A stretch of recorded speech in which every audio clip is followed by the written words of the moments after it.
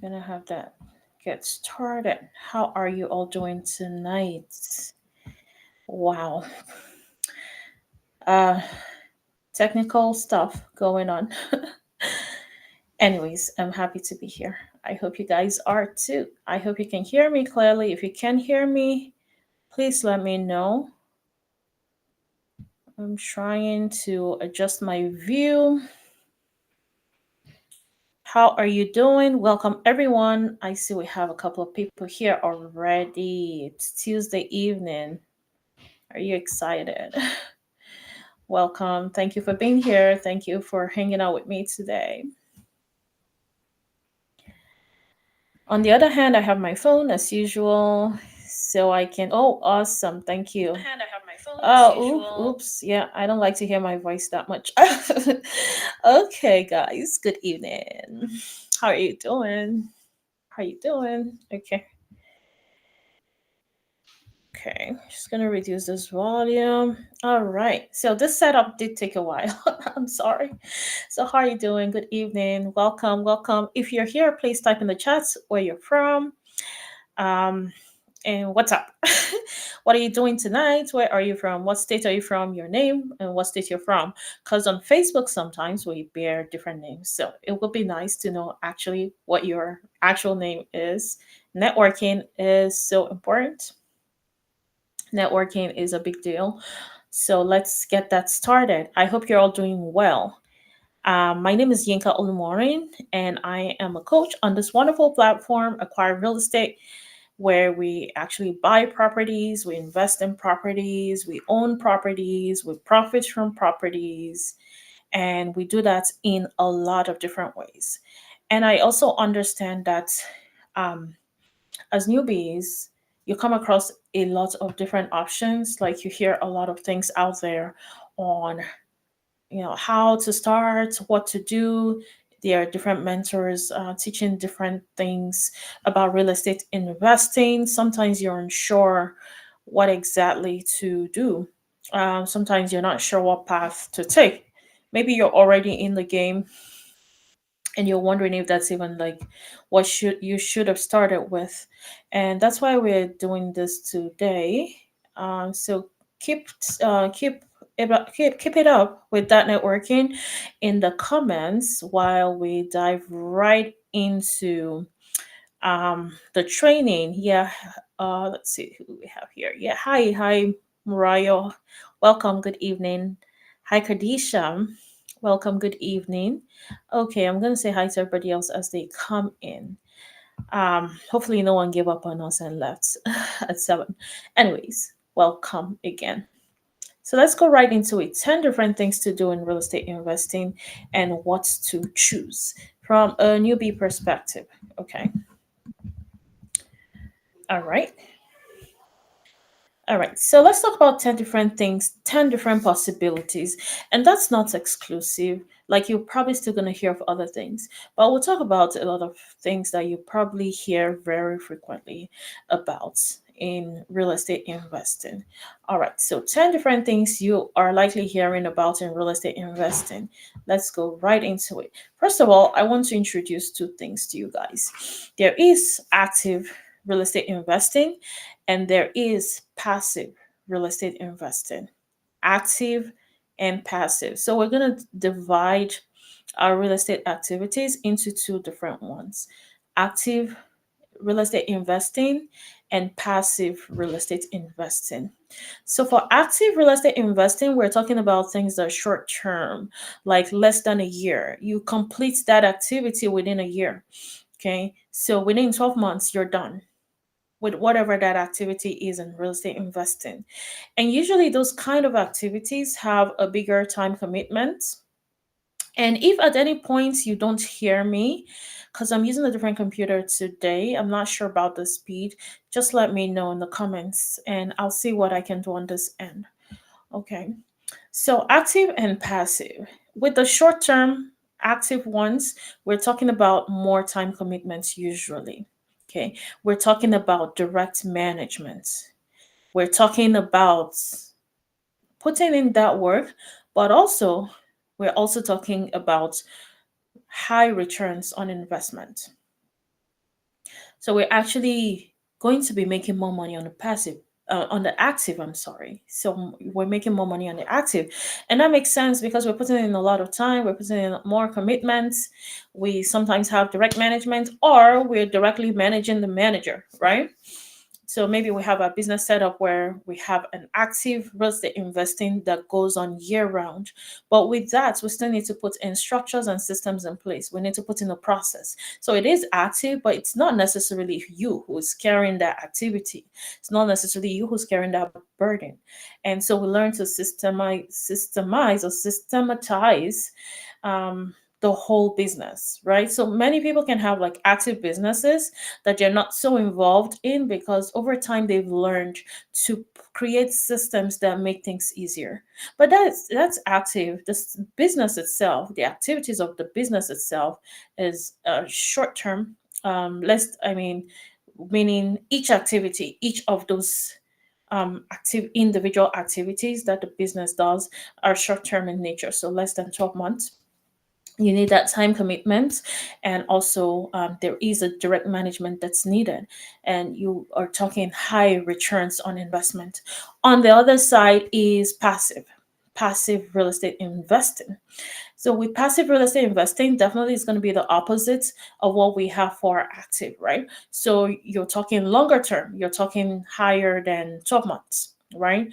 You're talking less time commitment because it's passive. You don't really need to be actively involved in the day to day of that business or that particular way of investing in real estate. And also, you don't need that time, that direct management.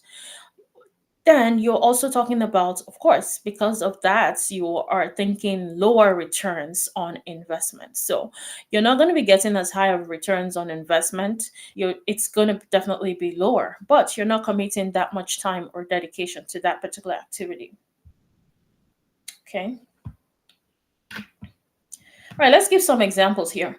So an example of an active real estate investing activity would be fix and flip. So you buy a property for low, you sell the property for high, and because you did that, you're selling for max profit, right? um Usually on a fix and flip, the lowest you should be looking to earn is $40,000 on a fix and flip. And actually, if it's lower than $40,000, I don't go for it, and I don't really encourage anyone to go for it. My students don't go for deals less than $40,000 because they know how it rolls, right? So buying for low is selling for high. It's a short-term activity. Okay, usually around less than 4 months, right? For a quick turnaround, buying and then you're selling, right? 4 months or less on average, usually. And then you're looking to make the best money on it. You're looking to get the max return on investment on a flip. So that is one passive activity, happens within a year.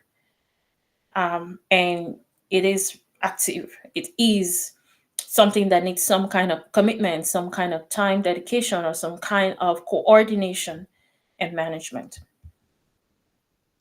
On the other side, we also have rentals on passive, right? On the passive side of things. And when we say rentals in this case, we're talking about long term rentals. You guys have heard of short term rentals. We're talking long term rentals. With long term rentals, you're not as involved in the day to day activities, right?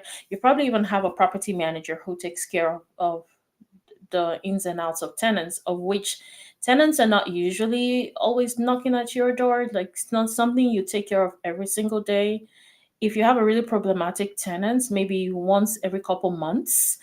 But it's not something that on a day to day you're actively involved in managing that rental, right? And if you have systems and processes in place, you already have a good way of collecting rents automatically, right? You have good tenant screening. Okay, so rentals are more on the passive side of things. Long term rentals, the traditional rentals that have been in existence for longer than the short term rentals. And then the other, of course, when we're talking long term rentals, we're definitely talking about whether it's single family or we're talking about multifamily. So it's not just the single family side of things, also multifamily side of things. Okay. So you guys can see active, we have passive. Active is really short term, passive is usually longer term. When you have a rental, you'll have the rental for more than a year, of course, right? You're not just buying a property to rent for 1 year. You have it for longer, you have it for a lifetime. Okay. And the next on the active side is new construction. So with new construction, you're really building on an approved lot, right? So you're building on an approved plot of land. It's kind of the same idea as a fix and flip. It's basically ground up construction in this case. And if you're in the inner circle here and you're wondering, the same way you're analyzing your fix and flips is really the same way you're analyzing your new constructions, right? So new constructions, they're active, but sometimes may not completely fit or compress into that 1 year duration. Usually they extend. It could be up to 18 months, except like you have all your permits in place, everything is good to go, and you're ready to go, and you just really need to bang it out, right? That's for new construction. So yeah, it would expand within a year, but usually extends beyond that up to 18 months, right? But it is active in nature, and you're talking about max return on investment, couple 10,000s, at least in return or in profits. Okay. All right. So that's one active. And then we'll go back to the passive side of things, and we're talking private money. And you've heard of private money. Private money is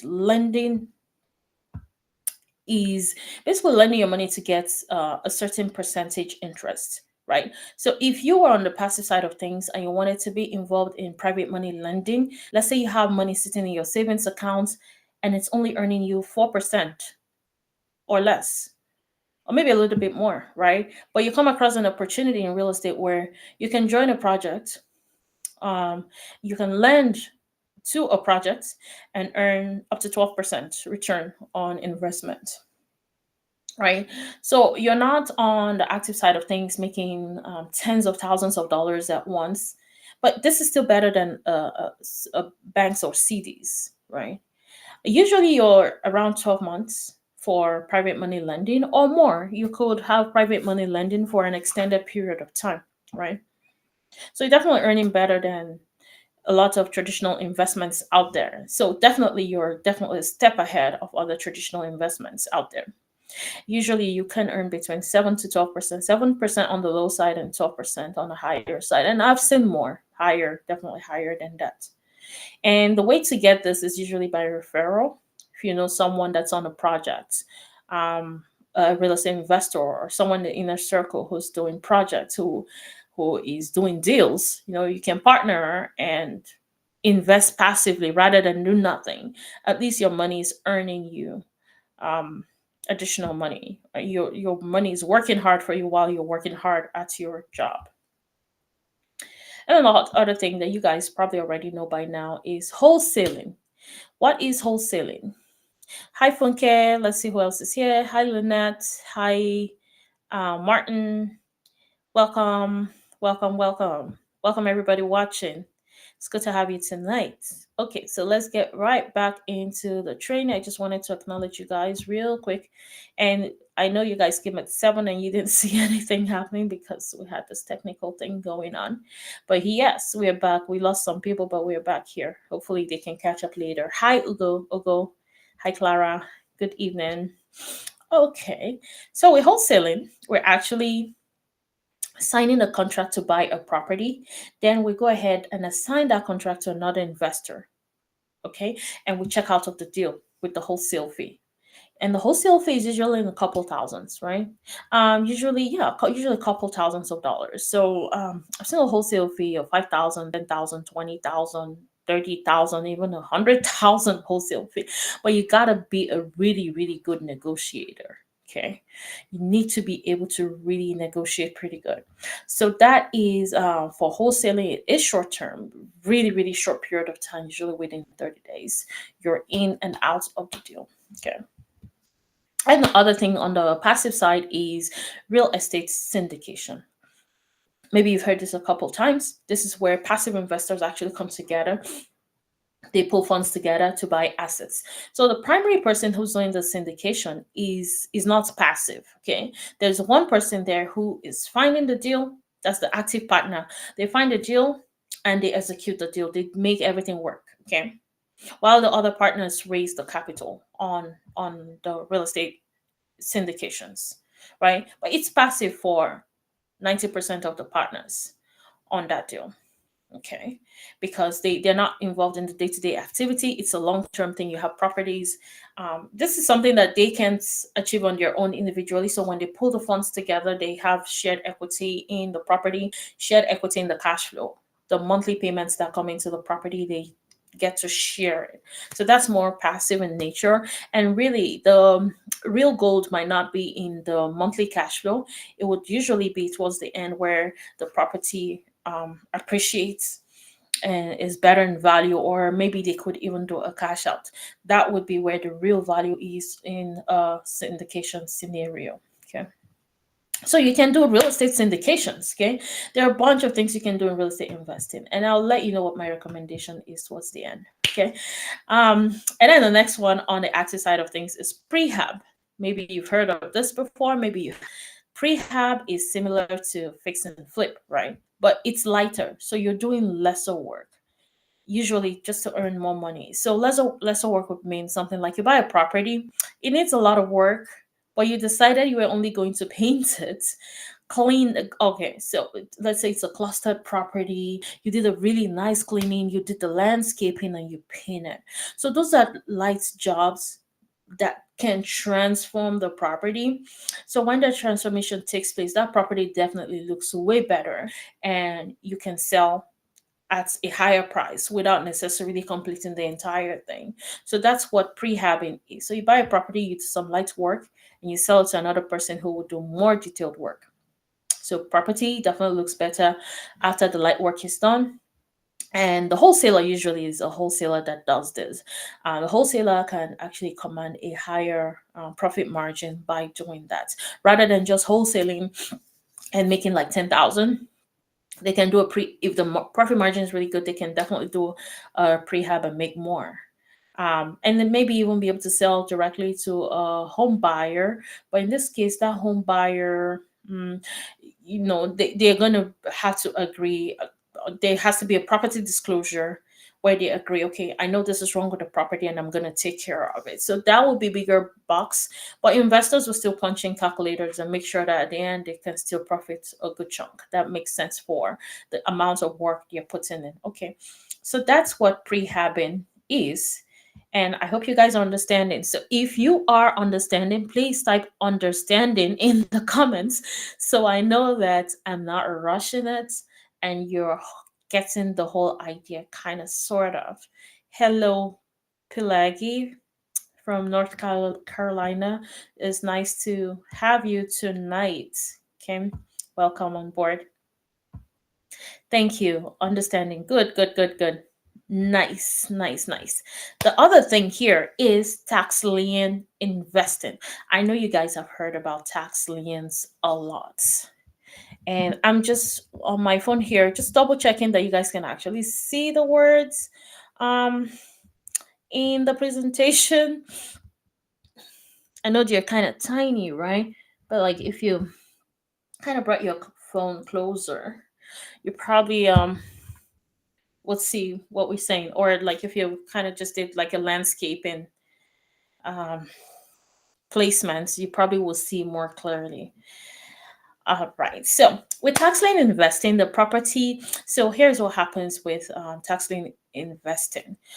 If a property owner says they this, yes, yes, understanding. Thank you so much, everyone, for clarifying. It does take a while for me to see your messages, and that's why I'm probably just seeing a lot of your responses. Thank you for the feedback. I'm not here alone. All right. So with tax lien investing, a property owner, when they default on taxes, or if, let's say if, because that's not like an ideal scenario, right? If they default on taxes, um, the town actually will place liens on the property. Okay. And after a while, they will conduct a tax lien auction, unfortunately, right? So a property that's worth like 300K sometimes may have a tax lien of 10K, which doesn't make sense. Like you pay 10K and then what, right? So if you don't pay 10K, they can actually collect that entire property from you, right? Which I still struggle with that. Why would anyone auction a property because of a 10K old, right? A property that's worth a lot more. But that's what happens. The town will conduct tax lien auction where investors will come in and bid on the right to buy the tax lien. So whoever wins that pays the taxes on behalf of the owner in exchange for the lien. So they pay the taxes that are back or back taxes that have that are outstanding, and then they get a lien. So that lien is transferred from the town to now the investor who's bidding on that property, right? So now the investor has a lien on that property. So what the investor or the winner can do is they can collect the unpaid taxes from the owner plus interest, right? If the owner pays within a certain period of time. And that period of time is called the redemption period. So during that certain period of time, the owner needs to pay that investor or the tax lien winner or the current owner of the lien, right? So within that redemption period, the owner needs to pay. Otherwise, the investor can foreclose on the property and take ownership. Okay. So that's how tax lien works. And people do this. The only thing with tax lien is you got to tie down cash, right? So you'll be tying down cash. You got to have cash. You need to have cash in hand, or you need to have access to cash to continue to buy those liens, right? And just have them sit around for a redemption period. Right. So you can just have money sitting and you're hoping that the seller would, the owner would not redeem their property, which if you get lucky, maybe you only paid 10K in back taxes and now you have a whole 300K property, right? Um, which is like brutal, but that's really how tax liens work. So you find some people really just investing in tax liens and hoping for the best case scenario, of which a lot of times they end up holding on to the property, or at least they get paid the taxes that they paid for for the owner, and also interest. So they get some interest on their money, and best case scenario, they get the whole property. So that's how tax liens work. It's more of a long term thing. It's not something you can plan for 4 months, and that's why I think that's long term. But on the active side of things, it's kind of pretty active, right? So it is active because you got to keep going to auctions and stuff. Not as active as day to day management on a property, but it is something that you keep doing. Okay, and then next, on still on the passive side of things, we have actually just buying a land and developing it. So you guys, if you are already having an idea of what you think you want to do in real estate investing, like why don't you type in the comments, tell me what looks the most attractive to you right now on the active side, on the passive side, what's making sense to you right now based on what you're seeing so far. And if it's not here, still type that in the comments, or if it's not here yet. Okay, so the other thing is you can buy a land. Actually, this is like my least favorite. You just buy a land and hold it. So when I see people doing that, I ask you to be careful when you're just buying a land to hold. First of all, you want to make sure that the land is buildable. Make sure it's a buildable lot, because you can buy a land that makes no sense, and you're going to have a hard time reselling that land if it's not buildable, if it cannot be approved, if it doesn't have any access to utilities whatsoever. Because if it doesn't have access to utilities, to get utilities on the property can be a big chunk of money, can be 80,000, I mean tens of thousands sometimes, right? So you want to make sure you have this. There are a lot of things you need to make sure you know before you jump out there to buy a land or property. Don't say because the land is cheap, I just want to buy it and hold it. You might not get your money back, Okay, it's good to hold on to property, but make sure the property you're holding on to is good. You're just trying to tie down cash, but make sure that your cash is going to come back after you tie it up. Okay, so a lot of people own land right now that they can do nothing, absolutely nothing with. I don't want you to be one of those people. Okay, so make sure you do your due diligence, check with the town, make sure you know the capacity or the capabilities of that land. Okay, yeah, I see some fix and flips in the comments. Passive long term rental, taxing in the future, that makes sense. Investing is what, yeah, investing. Okay, so we'll be more specific on what kind of investing, which of these investing methods you are looking to get started with or are most attracted to. All right. So now we're going to talk about like hybrids. There's some things that are like in between active and passive. So like in between we have lease option, for instance, because it's both active and passive in nature. Lease options are both active and passive in nature.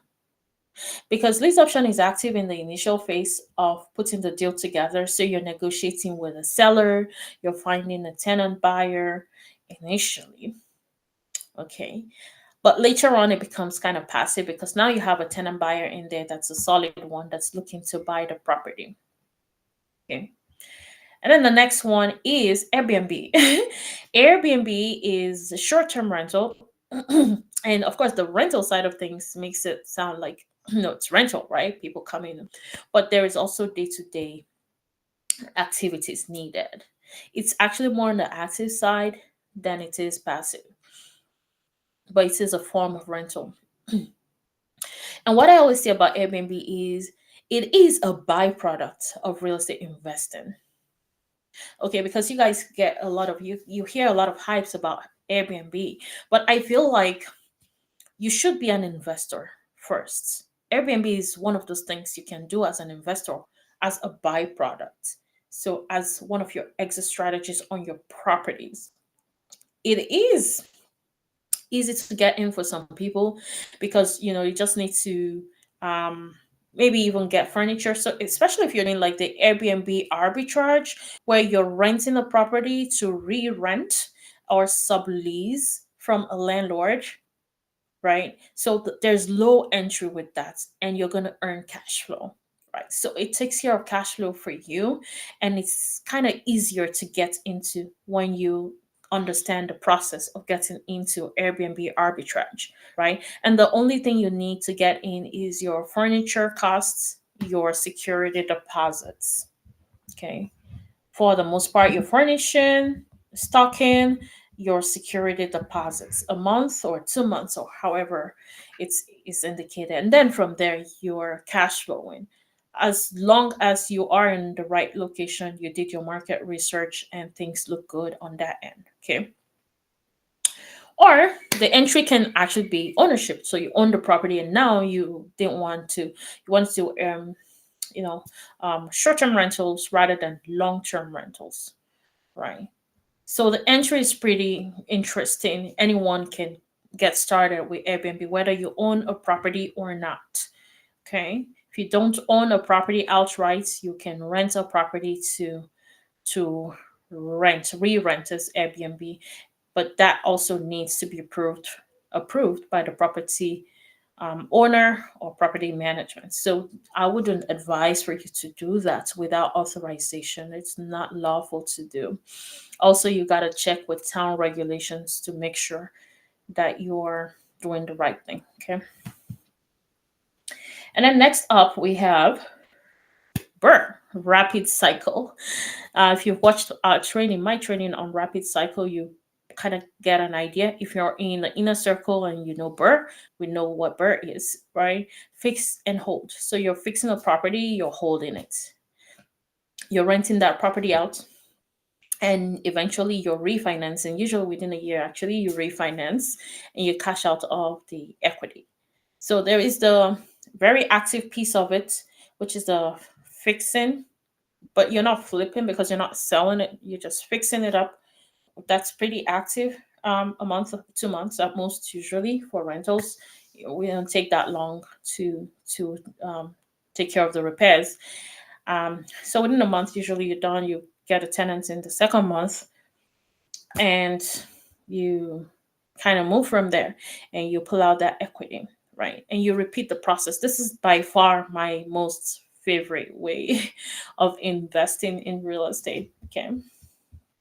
And the other thing that's kind of like a hybrid is partnerships. So partnerships can be active or passive. So if you're, let's say, you're partnering with somebody on the fix and flip side of things, that will be active. If you're partnering with someone to hold a property long term, or if you're the partner here in the real estate syndication, you're more of a passive partnership. You're not doing much, right? So, but you can also be an active partner. Okay, right? So partnership can be both ways. So what do we choose? What is the best? Which is the best to get started with?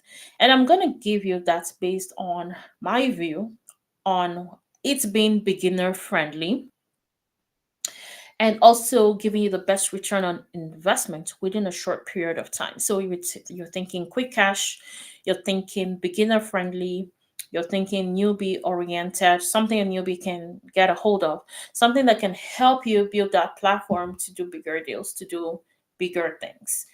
Starting on a stepwise foundation, right? Step by step, and still not compromising on profitability and return on investment. So here are the ones that I am leaning towards for beginners. For quick cash, fix and flip is a good one. It only takes about 4 months or less, and you get a lot of money out of it if you do it right. Right? If you do it right, if you have guidance, it's very helpful to help you to be successful on your project. But doing it right is so important. Things can go wrong on a fix and flip, especially in the beginning, even before you buy the property, right?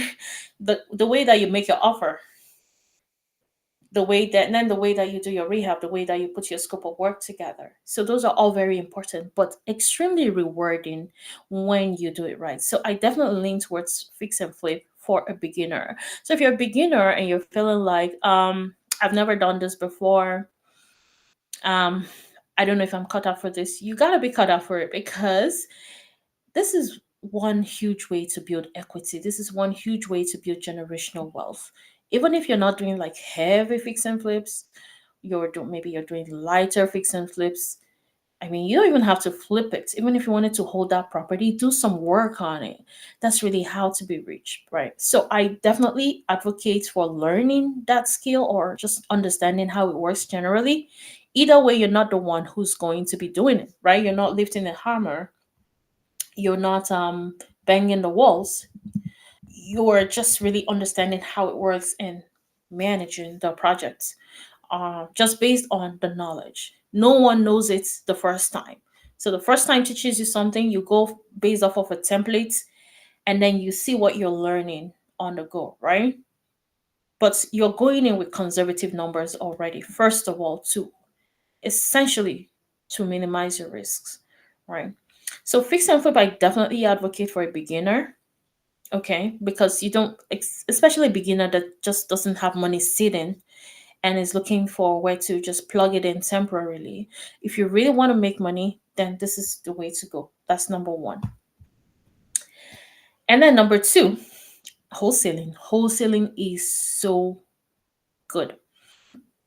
And I say that because this is really a skill that if you know how to wholesale, it means that you know how to find deals. And finding deals is the most treasured asset of an investor. If you know how to find deals, sometimes it takes a lot of trials and errors to really see where it's sticking for you, right? But once you hit that jackpot, you're going to be extremely successful. So a wholesaler can be anything in real estate investing because they know how to find deals, right? Except they choose to be here forever. They can do whatever they want. They just need to add a little bit more to that skill of finding deals, a little bit more, add a little bit more to be able to take care of other exit strategies, right?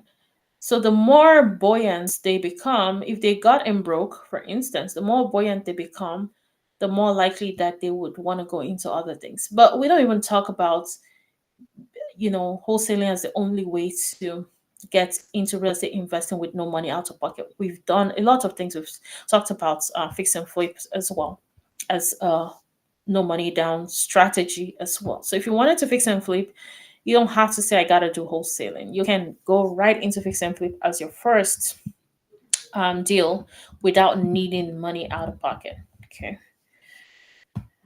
All right. And then the other one that I would recommend for a beginner is prehab, right? If you get the opportunity to prehab, definitely do that. You wanted to do light work and resell with disclosing that the property still needs certain things. Fine. You can do that, right? Because it's light work, it kind of exposes you to what's next, right? So prehabbing is a good one. You get quick cash. Usually in 2 months or less, you're done. You get massive return on investment. Couple ten thousands of dollars is really what you would potentially earn in a prehab situation. Okay. And then the other one I would recommend is lease option. Okay, so you guys will have a bunch of options, and I'm telling you why I would recommend that. So the reason I would recommend lease option, and that's also something that I started with, so I know exactly how it is, because you don't need money out of pocket, and the most amount you'll spend upfront is probably 500 or 1,000, but you still get that money back. And 1,000 is really by choice if you wanted to put down something heavier, like a bigger down payment, right? The tenant buyer definitely will pay you back. So with lease option, you're leasing the property to buy in the future, but during that period, you're also subleasing it. So you're getting your the seller of the property is actually allowing you to sublease it for whatever you want to do. So whether long-term rental, whether Airbnb, but you have an agreement to purchase that property. So it's called a first right. You're given the first right of purchase for that property. That means no one can buy that property except you decide that you do not want to buy it. So you have the first right of purchase, and while you have that, you have the ability to use that property for whatever you deem fit as a sub landlord. And you are a tenant and a sub landlord, and then you have a sub tenant, okay, who is the tenant buyer who would, on the other side of things, eventually buy that property. If you haven't seen that training, you can definitely type training in the comments where it kind of breaks it down a little bit, and I can have Meg send that over to you. So lease options is very attractive for beginners, and because you don't really need to go in, you get cash flow. Okay, you get monthly cash flow. You get cash now upon entering the deal. Once the tenant buyer goes in, they put a deposit down, you get that cash now, and also you get cash later after the tenant buyer buys the property. So you've been cash flowing from a property that's not even yours, making monthly income. Okay, so that's a good one. Is it legal? Yes, it is legal. There are legal agreements for lease options. Lease option is a real thing, and it's been around for ages. Okay. All right. The other thing here is burn. Okay. My fave, the rapid cycle, right? Any beginner should do this. Guess what? When I started, I think my biggest regret was not starting on the rapid cycle quickly, because I had questions that were holding me back, right? I wish that I had started it earlier, because guess what? You might come into real estate thinking, yeah, I just really want to start to make quick cash, so broke. I really just want to make money. I want to make money. You're not thinking of holding. You're like, rentals will be sometime in the future, right? And I get it, because sometimes, or traditionally rentals, you leave your money in there. And you might not even have down payment to like live in a property or live inside a property, and then now what, you got to buy another one, so money's stuck in there. So I get it, right? But this takes care of that problem for you. So as a newbie, I would say get this started immediately, even if it's your first deal. It's not a bad idea to hold, to already have properties that are cash flowing for you, right? Of course, you got to weigh between whether it makes sense as a fix and flip or as a burr. As soon as you see it makes sense for rapid cycle, hold on to that property tightly. So from your year one, you should already own assets, own properties that would cash flow. every single month for you. That is my recommendation for a newbie. I don't see any questions in the comments, guys. So for the resources for today, I'm gonna say, type charts in there if you wanted the charts that talks about active investing, passive investing, and has them separated. Type charts in the comments if you wanted that. And also, if you wanted to join the inner circle and get started with help, definitely type inner circle in the chat and we're going to talk to you and see what your goals are. We can kind of create a plan to help you and get started in real estate investing. Definitely, you can do real estate investing without money out of pocket. Um, there are definitely different ways to go about real estate investing. So, if you wanted to join the inner circle and get started, and what we do there is really to streamline your journey. So, it's specific, it takes you towards a specific goal. So, you're not like thinking they're like over 10, and we definitely went over more than 10 different exit strategies, right? But you're thinking there are so many things I want to do. So, how exactly, if I want to start with these, how exactly do I start? So, with that program, you don't even have to think about how to start because we take you through the process in only 6 weeks. You kind of come out knowing that if you find a profitable property right now, you're choosing the best exit strategy for it, the most profitable, and you're already skilled at it or knowledgeable about it. You have the help you need to execute that deal. So definitely type inner circle if you're looking to get started with us. And I would say, you guys, it's been a pleasure being here. Thank you everybody for coming. Lynette, Ogo, Funke, Yvonne, everybody, Esther, everybody on here. Meg, thank you for being there. Mariah, thank you for being here. Uh, Pilagi, Megas, Trides Realty, thank you for being here.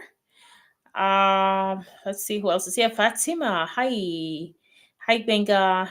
Welcome, everybody. Well, I'm welcoming you again, even though it's the end of the meeting. And I'll see you all in the next one. Again, we had a little bit of a glitch today, and then we're like 10 minutes behind. But hopefully that won't happen again next week. And I think we lost a few people because they probably thought we weren't coming online. But hey, we did it. We're able to do this, and I'm excited. We got this out of the way. Have a great night, everyone, and I'll see you there.